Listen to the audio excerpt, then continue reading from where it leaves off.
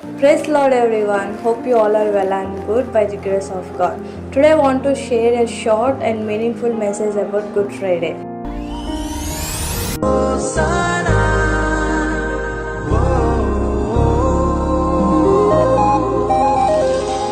Good Friday అని పేరు వినగానే చాలామంది పీపుల్కి ఒక డౌట్ వస్తుంది. యేసుక్రీస్తు వారు శిలువపై మరణించారు కదా, మరి దాన్ని ఎందుకు గుడ్ అని పిలుస్తున్నారు? గుడ్ ఫ్రైడే రోజు యేసుక్రీస్తు వారు శిలువపై మరణించారు.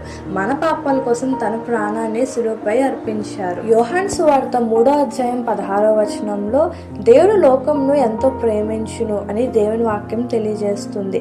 గుడ్ ఫ్రైడే అంటే బాధాకరమైన రోజు కాదు, అది ఒక ప్రేమ రక్షణకు ఒక సూచిక. అందుకే దాన్ని గుడ్ ఫ్రైడే అని అంటారు. యేసు ప్రభు మన పాపాల కోసం తన ప్రాణాన్ని శిలువపై అర్పించారు. ఆయనను కొట్టారు, తిట్టారు, అవమానించారు, చివరికి శిలువ కూడా వేయించారు.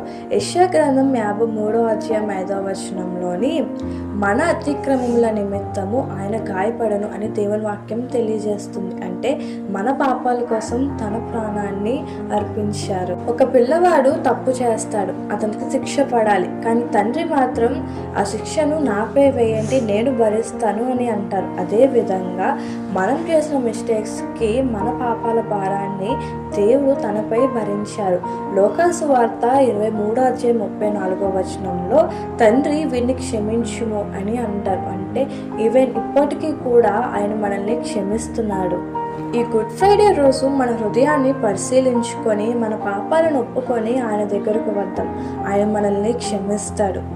Hope you like this video. Please don't forget to like, share and subscribe. Praise the Lord. Amen.